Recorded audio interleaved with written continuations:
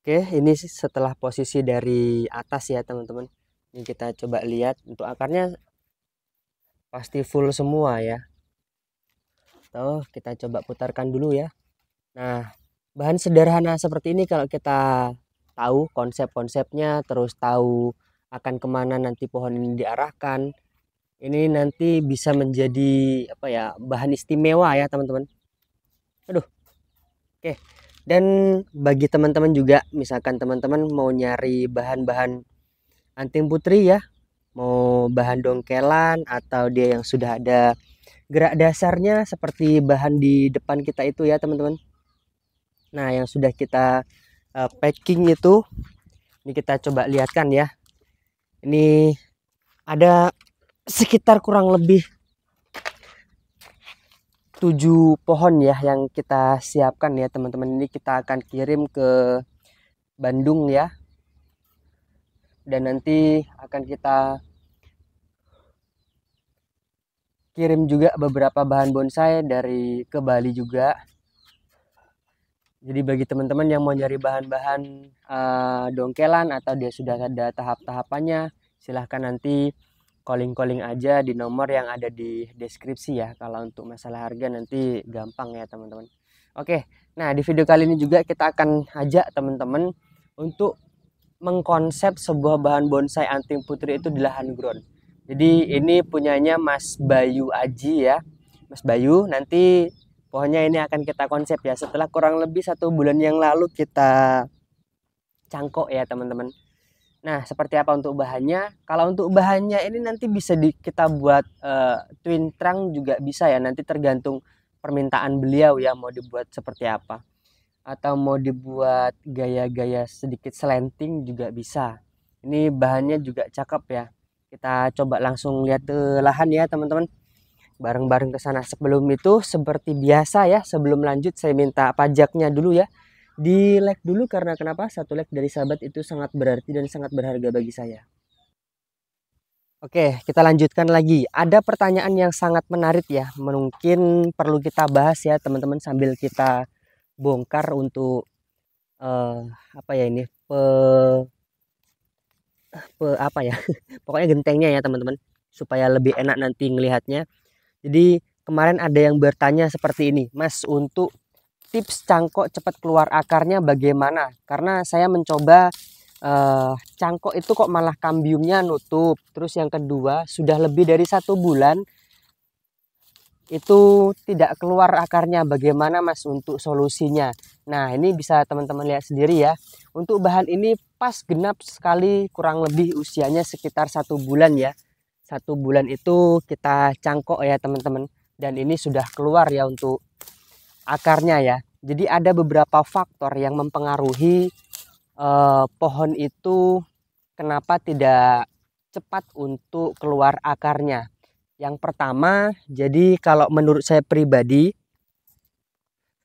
kondisi-kondisi tertentu ya teman-teman. Kondisi-kondisi tertentu yang menyebabkan akar itu dia tidak cepat keluarnya ya. Yang pertama, ketika pas musim kemarau.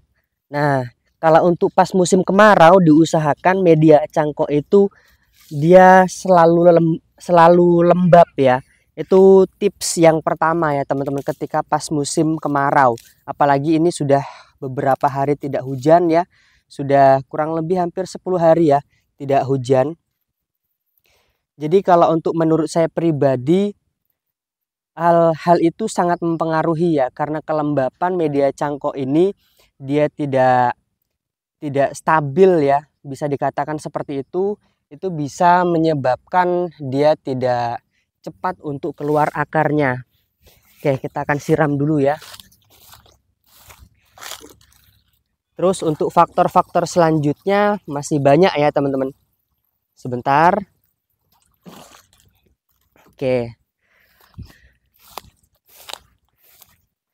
Nah, kita lihat ini untuk akarnya. Di sini akar dominan ya. Di sini ada akar dominan. Ini dibuat twin trunk juga bagus ini nanti. Terus yang kedua media cangkok sudah ya tadi kelembapan. Untuk media cangkoknya diusahakan betul-betul yang sudah steril ya. Jadi kalau menggunakan kokopit, diusahakan kokopit itu dia sudah rendaman ya. Terus karena kokopit yang belum rendaman atau dia masih baru itu zat tanin itu dia sangat berpengaruh ya ke perakaran ya teman-teman. Jadi zat tanin yang terlalu banyak eh, nggak harus di cangkokan ya, untuk media tanam juga seperti itu ya. Zat tanin yang masih terlalu banyak ketika kita gunakan atau kita aplikasikan ke bahan bonsai yang kita program, itu zat tanin itu dia bisa menghambat penyerapan unsur hara ya. Nanti teman-teman kalau tidak salah ya, itu nanti bisa teman-teman searching sendiri di Google ya.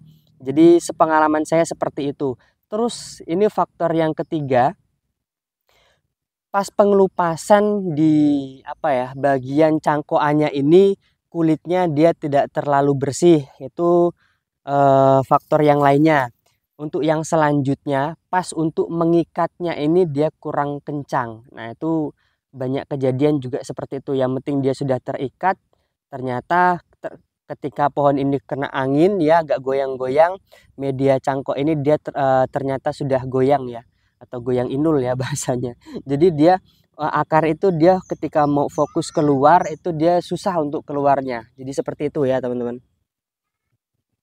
Oke, kita lanjutkan lagi ya. Tadi agak sedikit berisik sekali ya teman-teman. Kita siram dulu ya. Nah, jadi seperti itu ya teman-teman. Untuk menurut saya pribadi, jadi hal-hal tersebut perlu sangat diperhatikan ya. Padahal itu menurut saya pribadi sangat sangat sangat sepele ya. Jadi harus betul-betul diperhatikan seperti itu tadi ya. Oke, sebenarnya mau ya memang betul ya kalau pas musim kemarau seperti ini karena tingkat kelembapan itu eh, cukup lumayan rendah ya. Jadi memang agak sedikit berpengaruh sih dibandingkan kita pas musim penghujan ya, untuk pas nyangkoknya itu ya teman-teman. Oke, kita akan potong dulu ya untuk cangkokannya ini ya teman-teman.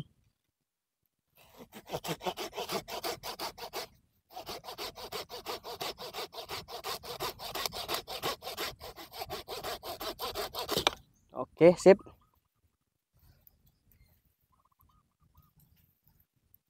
Nah, ini kita perlihatkan ya.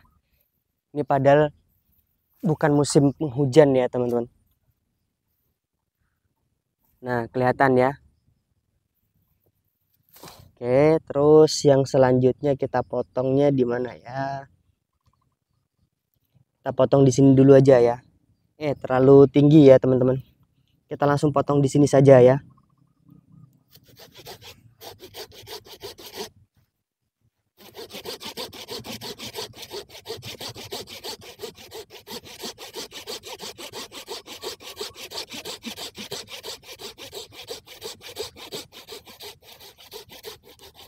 Oke, sip.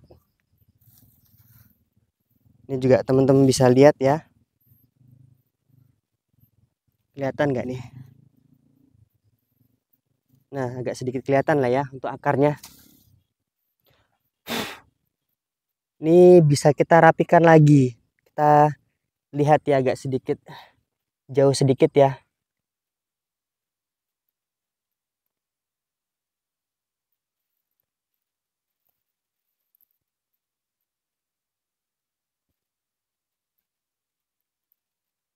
Oke.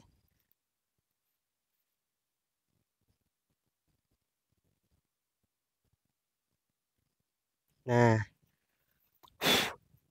kita akan potong di sini dulu ya, teman-teman. Kita lihat dulu untuk mata tunasnya. Nah, ini kita pakai di sini saja ya.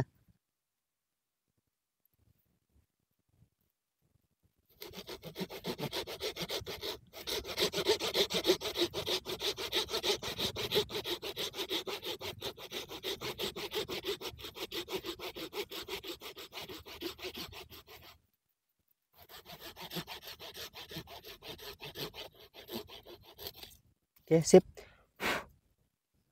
Terus di bagian yang ini.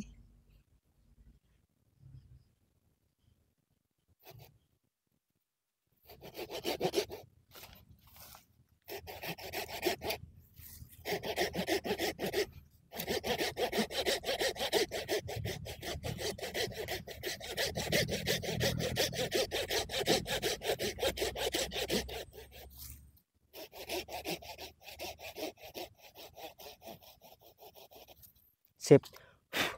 Nah, hasil sementaranya seperti ini ya teman-teman.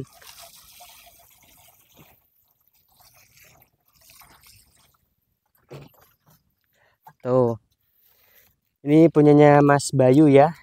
Pohonnya sudah mulai kita konsep ya Mas ya. Ini kemarin ditunggu-tunggu sama beliau.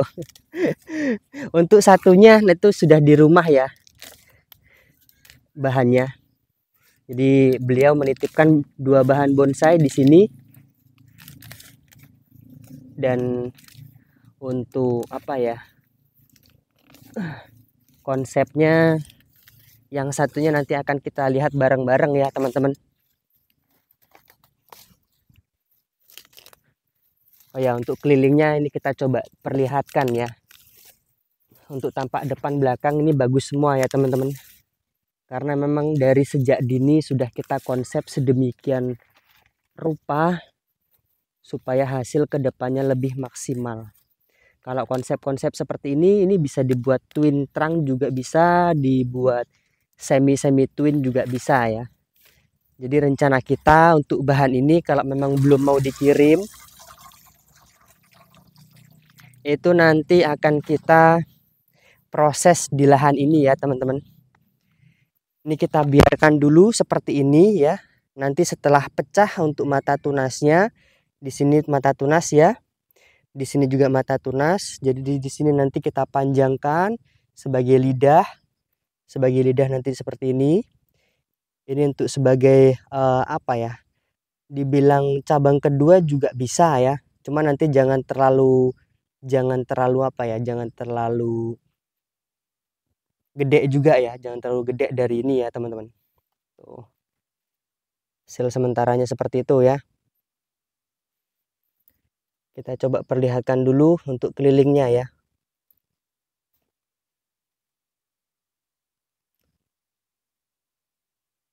Oke, kita lihat dulu dari dekat ya.